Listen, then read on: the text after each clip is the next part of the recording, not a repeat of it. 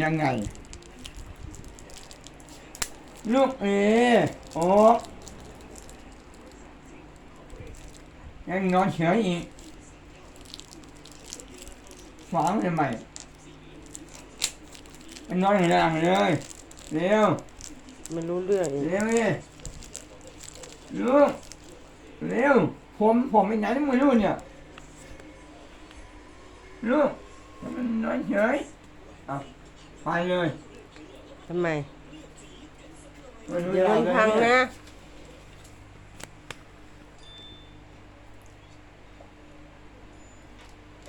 ยังไงมันเนี่ยฮะเนาะ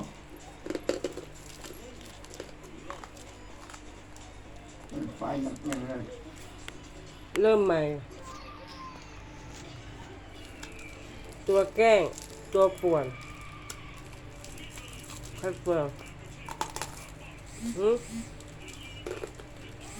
พอเพลงออกไปอยู่ไม่ได้ไม่ได้นี่มันไม่ได้นี่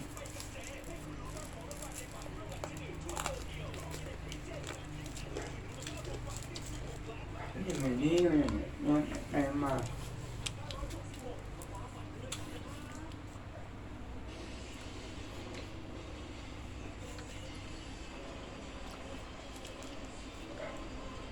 เป็นไรเนี่ยเดี๋ยวออกร้อย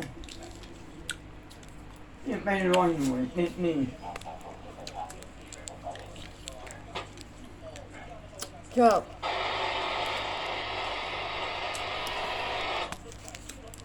ขนมนี่เหรอ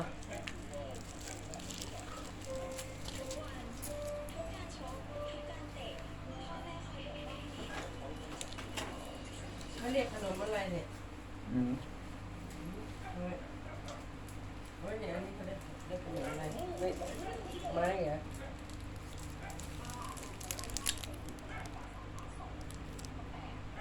เคยกินไหมทุกคนสมัยเด็กๆเด็กๆเขาไม่ทำแข็งงี้นะเขาจะมีไส้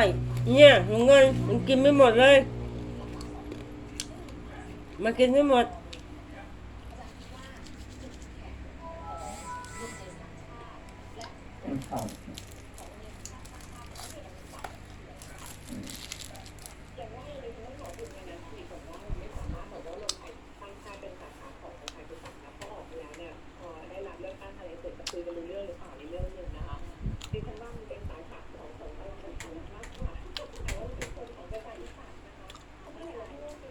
มันเป็นอะไรสาเหตุสาเหตุเป็นอะไร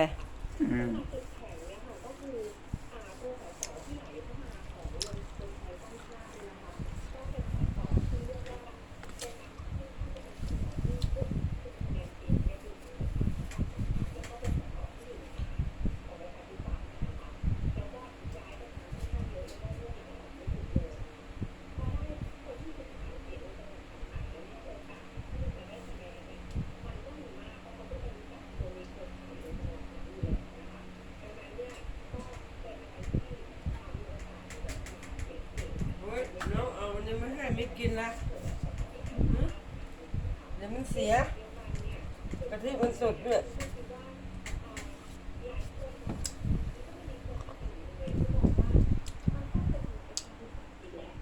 ขนมอะไร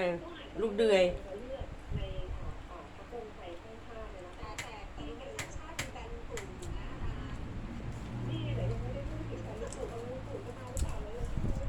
เดี๋ยวไม่หายตอนนี้แห้งเหรอใครแห้งใครทำแห้งใครคอมพี่มองนี่ของเรามองมันแห้งได้ไงอะไวรัสเข้าเหรอเนี่ยไม่ได้เลยไวรัสเข้าแล้วอย่างนั้นอ่ะเอาแล้วมาให้ช่างเขาแก้ให้เนี่ยมันออกไม่ใช่ได้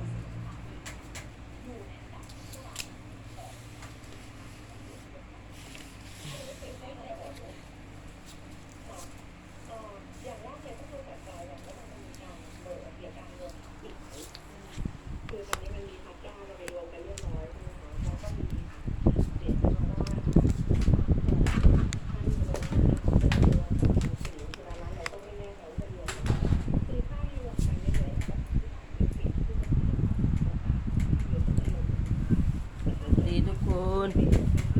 มาหาเนี่ย เป็นไม่เดิน โอเด้นางจะฟังแทนางโอเด้นางจะฟังแทนาง ไอถุงเงินมองใหญ่เลยทุกคน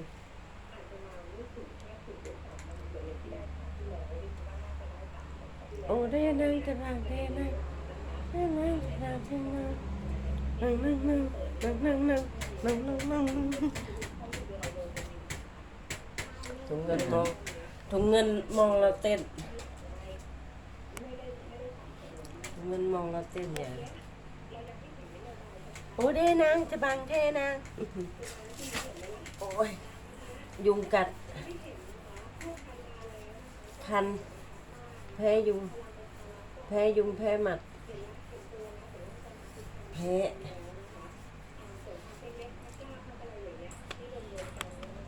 มันไม่ทำไม ทำรอรอทำหน้ารอรอแล้วไปเปิดที่เมนได้ป่ะ โทษครับ หืม โทษครับ ใครพี่มองกันเลยพี่มองเปิดโทรศัพท์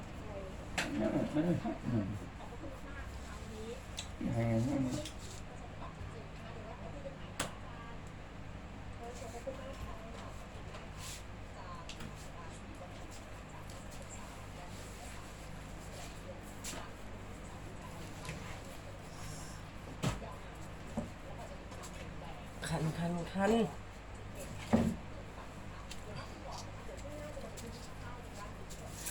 โอ้ได้นั่งจะสั่งได้นะนั่ง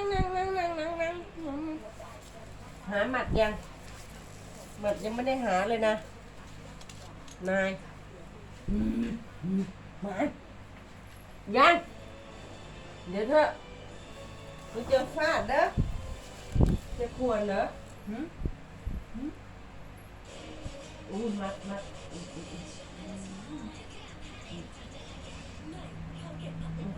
จากไหนนักนี่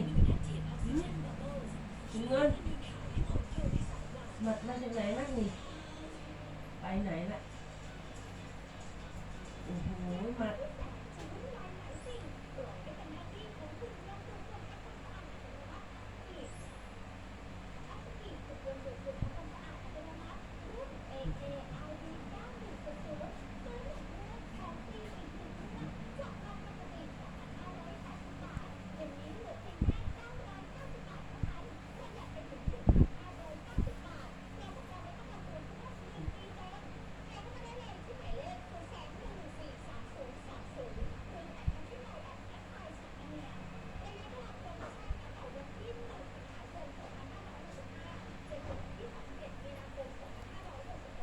อย่าดุนะอย่าตีนะจะมาอ้อนทำไม